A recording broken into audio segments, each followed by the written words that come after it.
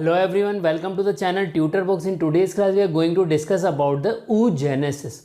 So what is oogenesis basically? तो यहाँ पर ध्यान दीजिए oogenesis है क्या. अगर हम oogenesis वर्ड को देखें तो इस वर्ड को हम दो पार्ट में तोड़ सकते हैं. यहाँ पर देखिए oo plus genesis. oo plus genesis mean genesis means next generation, मतलब नया सेल जनरेट होना. oo means ovum. oo means ovum. So oo का मतलब क्या हो गया? ओवम हो गया. एंड जेनेसिस मतलब नेक्स्ट जनरेशन. इसका मतलब oogenesis का मतलब क्या हो गया? oogenesis means generation of ovum. oogenesis means generation of ovum. So in this class we are going to discuss about the various phases of oogenesis. Okay.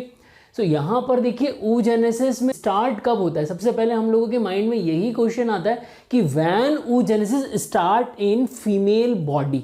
So it start in the fetal stage. Fetal stage means pregnancy की जो हमारी second third trimester की जो phases हैं वहीं से ये जो है oogenesis स्टार्ट हो जाता है.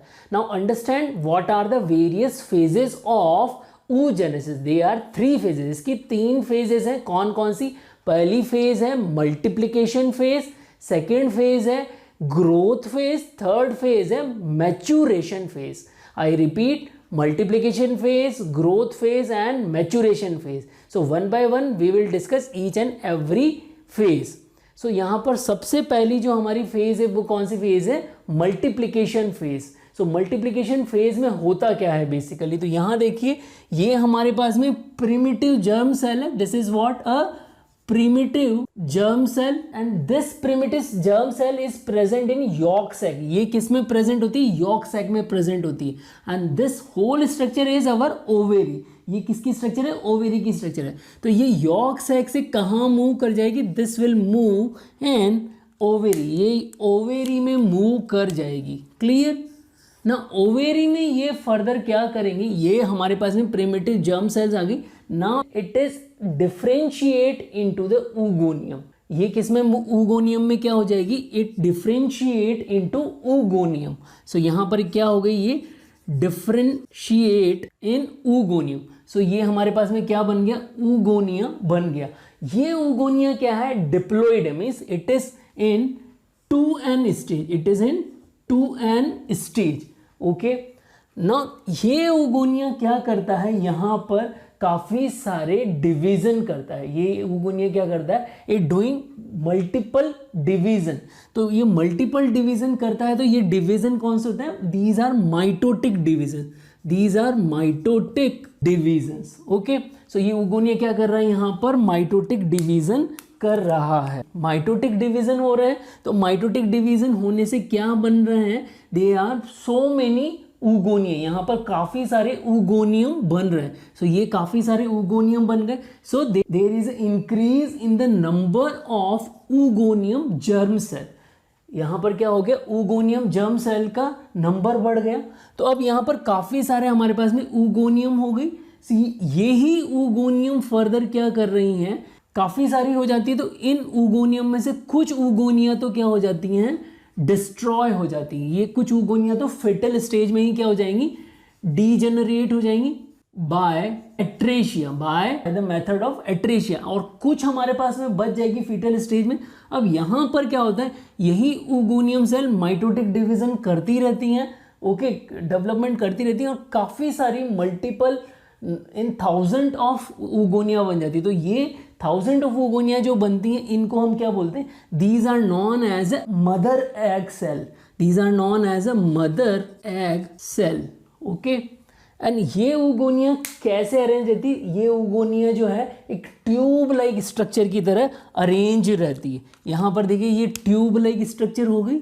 This is what? A tube like structure. तो इसे बोलते हैं egg Pfluger. This is known as egg Pfluger. Okay. And then यही एग फ्लूजर फिर फर्दर किस में कन्वर्ट हो जाता है? ये एक सर्कल में कन्वर्ट हो जाता है. तो यहाँ पर ये देखिए ये एक सर्कल में कन्वर्ट हो गया. And this circle is known as egg nest. इसको हम क्या बोलते हैं? Egg nest. तो यहाँ तक की जो सारी फेज है, ये सारी फेज क्या कहलाती है? ये हमारी पहली फेज है multiplication phase. So this is what our multiplication phase. अब यहाँ पर क्या होता है, मल्टीप्लिकेशन फेज कंप्लीट होने के बाद में जो oogoneum germ cell है they reach into the next stage and next stage is known as a growth phase। next stage क्या कहलाती है, growth phase। now in this growth phase what happen in this growth phase, growth phase is prolonged। growth phase क्या है, काफी लंबी है, almost it is 12 to 13 year long। clear, ये 12 to 13 year long है। क्यों long है, क्योंकि यहाँ पर क्या हो रहा है, प्राइमरी oocyte फॉर्मेशन हो रहा है, और प्राइमरी oocyte फॉर्मेशन होने में टाइम लगता है। क्यों टाइम लगता है, क्योंकि यहाँ पर फीमेल चाइल्ड जो होगा उसका डेवलपमेंट होगा कंप्लीट, और वो प्री प्यूबर्टी से प्यूबर्टी फेज तक जाएगी। तो ग्रोथ फेज जो है टिल प्यूबर्टी तक रहती है, टिल प्यूबर्टी तक ग्रोथ फेज रहती है। तो इस फेज में क्या होगा, यहाँ पर एग नेस्ट सेल जो है यहाँ पर ये मियोसिस 1 स्टार्ट कर देंगी। तो यहाँ पर आप देखिए जो एग नेस्ट जो है मीन्स कि ये oogonia जो है वो क्या कर देंगी, मियोसिस 1 स्टार्ट कर देंगी। तो एक चीज आप ध्यान दीजिए, यहाँ पर प्राइमरी oogonia हमारी अगेन कौन सी है, it is in 2n stage, and then this primary oogonia, जो प्राइमरी oogonia है यहाँ पर कैसी है, 2n है, एंड देन अगेन यहाँ पर क्या स्टार्ट कर रही है, ये मियोसिस 1 स्टार्ट कर रही है। तो क्या स्टार्ट हो रहा है यहाँ पर, मियोसिस 1। इन meiosis first primary oogonia transform into primary oocyte। ये किस में ट्रांसफॉर्म हो रही है, प्राइमरी oocyte में ट्रांसपोर्ट हो रही है, and this primary oocyte is also in 2n stage. ये अभी भी किस स्टेज में है, डिप्लॉयड स्टेज में है, but it is freeze into prophase 1। ये प्रोफेज फेज में फ्रीज हो चुकी है। तो यहाँ पर प्राइमरी oocyte फ्रीज किस में होगी, प्रोफेज फेज में। Okay, so it is freeze into in prophase.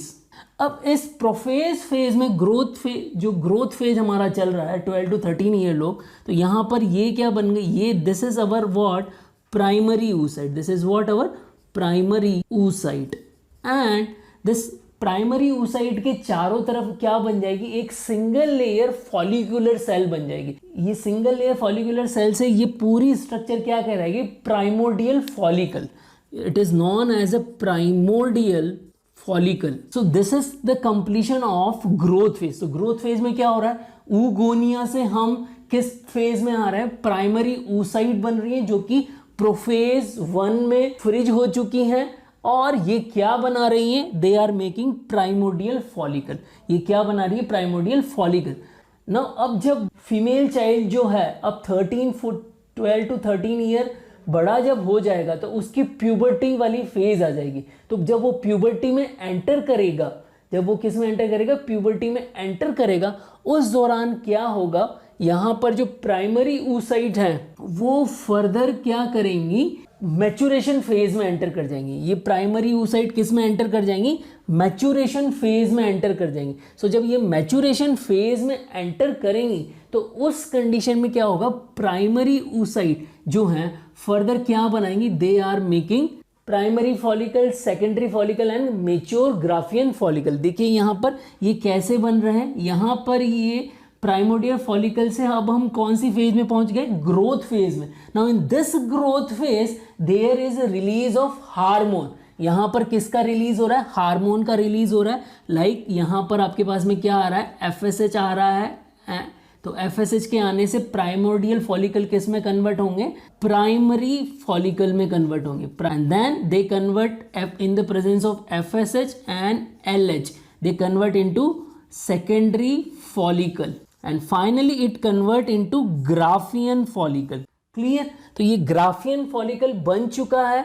तो अभी भी ये क्या है, प्राइमरी oocyte 2n है, it is in 2n stage. So primary oocyte से क्या बन रहा है, it is still known as a primary oocyte, but it is mature, it Graafian follicle, जो ग्राफियन फॉलिकल है उसके अंदर क्या है, प्राइमरी oocyte है, बट ये क्या है, इन 2n स्टेज, ये डिप्लॉयड स्टेज में है। ओके, अब क्योंकि वुमेन जो है प्यूबर्टी में है तो अब उसका मेंस्ट्रुअल साइकिल आता है, हर एक महीने उसका क्या आएगा, मेंस्ट्रुअल साइकिल आएगा। तो जब ग्राफियन फॉलिकल जो होगा हर एक मेंस्ट्रुअल साइकिल में जब क्या होगा, फाइनली रप्चर होगा। तो रप्चर होने से क्या होगा, अगर ये ग्राफियन फॉलिकल इस तरह से रप्चर होता है तो ये जो सेल है ये क्या आ जाएगी, बाहर आ जाएगी। ओके, तो यहाँ पर ये हमारे पास में सेल आ चुकी है बाहर ना, ये रप्चर हो चुका है यहाँ पर ग्राफियन फॉलिकल। और जैसे ही ग्राफियन फॉलिकल रप्चर होने वाला होता है तो रप्चर होने से जस्ट पहले, जस्ट बिफोर क्या होता है, प्राइमरी oocyte में मियोसिस 1 कंप्लीट हो जाता है। तो यहाँ पर क्या हो जाएगा, मियोसिस 1 जो है वो क्या हो जाएगा, कंप्लीट हो जाएगा।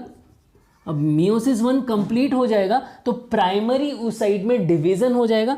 तो अब जो प्राइमरी oocyte है वो किस में कन्वर्ट हो जाएगी, 2 बॉडीज में कन्वर्ट हो जाएगी। नाउ वी हैव 2 बॉडीज, दोनों बॉडीज कैसी है, हैप्लॉइड है, बोथ बॉडी आर हैप्लॉइड। सो एक बॉडी लार्ज होगी और एक बॉडी स्मॉल होगी।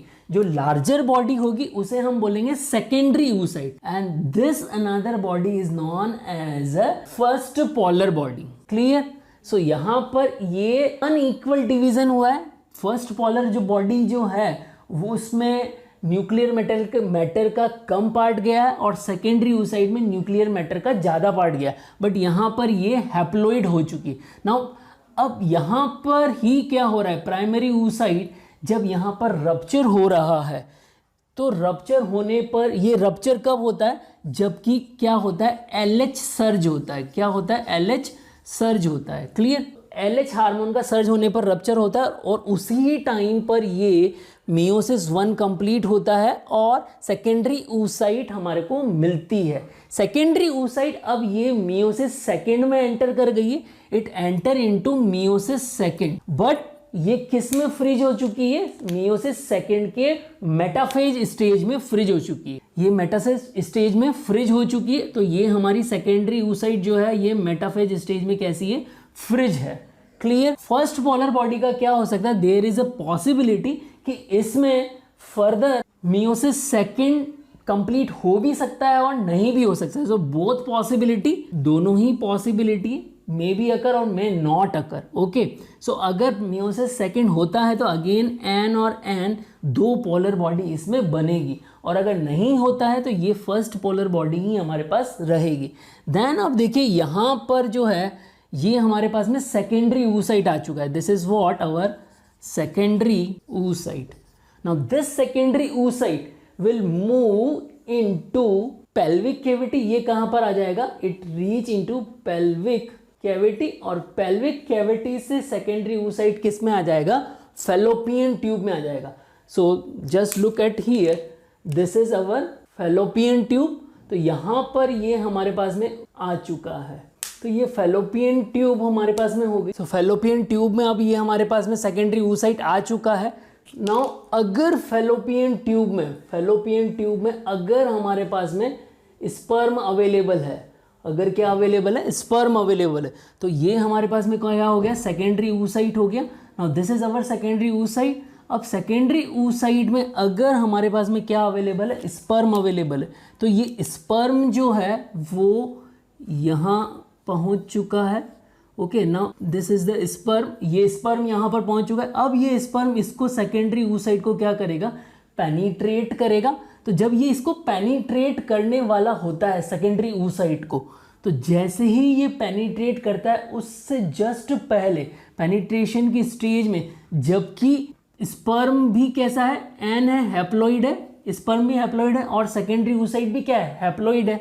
जब इन दोनों का न्यूक्लियर मटेरियल आपस में मिला नहीं है, उस स्टेज में क्या होगा, जो हमारे पास में सेकेंडरी oocyte है उसका मियोसिस सेकेंड क्या हो जाएगा, कंप्लीट हो जाएगा। Now meiosis second will complete. Okay, तो यहाँ पर क्या होगा, मियोसिस सेकेंड क्या हो जाएगा, कंप्लीट हो जाएगा, और कंप्लीट होने के बाद में क्या बनेगा, एक और secondary polar body, second polar body, and finally हमारे पास में क्या है, एन जो हैप्लॉइड है ये ओवम बन जाएगा। दिस इज व्हाट, ओवम बन जाएगा। अब ओवम बनने के बाद में यहाँ पर हमारे पास में क्या आ गया, स्पर्म आ गया, और ये स्पर्म और ओवम अगर मैट कर जाते हैं यहाँ पर, तो यहाँ पर क्या हो जाएगा, फर्टिलाइजेशन हो जाएगा। Clear everyone. और अगर यहाँ पर स्पर्म नहीं है, फैलोपियन ट्यूब में स्पर्म नहीं पहुँचा है फीमेल के, तो उस केस में क्या होगा, फर्टिलाइजेशन नहीं होगा।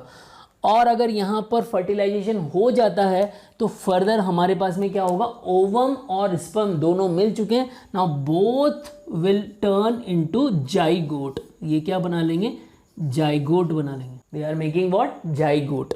क्लियर। तो यहाँ पर आप देख लीजिए, ये जो हमारी from this stage, this whole stage is what, यहाँ से लेकर यहाँ तक की जो मियोसिस 1 कंप्लीट होने से लेकर ओवम फॉर्मेशन तक का जो हमारा फेज है, this whole phase is known as a maturation phase. तो आई होप आप लोगों को यहाँ पर समझ में आ गया होगा। एक बार क्विक रिवीजन कर देता हूँ मैं, क्या हो रहा है। सबसे पहले हमारे पास में क्या है, प्रिमिटिव जर्म सेल्स हैं, these are what, primitive germ cells. और ये यॉक सेक के थ्रू यहाँ पर ओवेरीज में एंटर कर रही है, दिस इज ओवेरी। एंटर करने के बाद यहाँ पर डिफरेंशिएशन हो रहा है और माइटोटिक डिवीजन हो रहा है। काफ़ी सारे ऊगोनियम बन रहे हैं। ऊगोनियम किस तरह से हो रहे हैं, ट्यूब लाइक स्ट्रक्चर, इनको एग मदर सेल बोल रहे हैं, एग फ्लिजर। और अगर ये सर्कल में अरेंज हो जाते हैं तो इसको एग नेस्ट बोलते हैं। ओके, और ये हमारी फर्स्ट फेज क्या हो गई, मल्टीप्लिकेशन फेज कंप्लीट हो गई। अब यहाँ पर फर्दर सेकेंड स्टेज में क्या होगा, मियोसिस 1 होगा। और मियोसिस 1 से होने से क्या होगा, प्राइमरी oocyte बनेगी और ये फेज 12 से 13 साल लंबी होगी और ग्रोथ फेज कहलाएगी। ओके, और यहाँ पर क्या होगा, प्राइमरी oocyte के चारों तरफ यहाँ पर देख लीजिए ब्लू कलर स्ट्रक्चर में सिंगल लेयर सेल्स हो गई, तो इसको हम प्राइमोडियल फॉलिकल बोलेंगे। अब प्राइमोडियल फॉलिकल जो है वो किस फेज में एंटर करेगी, ग्रोथ फेज में एंटर करेगी। और ग्रोथ फेज में क्या होगा, हार्मोन्स रिलीज होंगे और हार्मोन्स रिलीज होने से प्राइमोडियल फॉलिकल क्या बनाएगा, प्राइमरी फॉलिकल बनाएगा, सेकेंडरी फॉलिकल बनाएगा एंड ग्राफियन फॉलिकल बनाएगा। और जब हर एक मेंस्ट्रुअल साइकिल में ग्राफियन मैच्योर फॉलिकल रप्चर होने वाला होगा, तो रप्चर होने से जस्ट पहले जो है हमारा क्या हो जाएगा, मियोसिस 1 कंप्लीट हो जाएगा और हमारा डिवीजन हो जाएगा। तो अब हमारे पास में हैप्लॉइड सेल्स बचेंगी, first polar body and secondary oocyte। ये ही सेकेंडरी oocyte जो है हमारे पास में रप्चर होकर आता है और रप्चर होकर जब ये पेल्विक कैविटी में जाता है और फैलोपियन ट्यूब में जाता है, तो वहाँ पर अगर इसे स्पर्म मिल जाता है तो फर्दर इसका जो है ये मेटाफेज स्टेज में फ्रीज हुआ रहता है और इसका मियोसिस सेकंड कंप्लीट हो जाएगा। और मियोसिस सेकंड कंप्लीट होने के बाद में अगेन यहाँ पर जो है अगेन डिवीज़न होगा, तो एक सेकंड पोलर बॉडी बनेगी। तो इस तरह से हमारे पास में 3 जो हैं वो पोलर बॉडी बन चुकी हैं। क्लियर। और फर्दर एक ओवम बन चुका है जिसके पास की ज़्यादा अमाउंट में जो है न्यूक्लियर मटेरियल है। अब अगर स्पर्म और ओवम दोनों का न्यूक्लियर मटेरियल मिल जाएगा तो यहाँ पर क्या हो जाएगा, फर्टिलाइजेशन हो जाएगा और जाइगोट बन जाएगा और वो क्या होगा, 2n।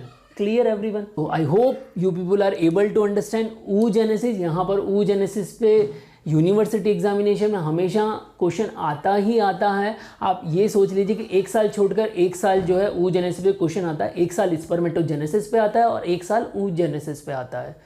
तो इसे याद करके ही चलिए, जनरली अल्टरनेटिवली दोनों ही क्वेश्चन आते रहते हैं। यहाँ पर मैंने कुछ क्वेश्चन आप लोगों से डिस्कस किए हुए हैं, उन क्वेश्चंस का आंसर आप कमेंट बॉक्स में लिखें। और अगर आप लोगों को लगता है कि ये लेक्चर रियली में ही यूज़फुल है तो इस लेक्चर को ज़्यादा से ज़्यादा बच्चों तक शेयर करिए। जय भारत, जय हिंद।